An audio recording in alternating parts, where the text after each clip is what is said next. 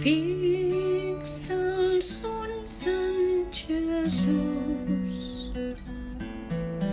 mira bé el seu rostre gloriós i les coses del món s'aniran apagant a la llum de la seva gran gràcia.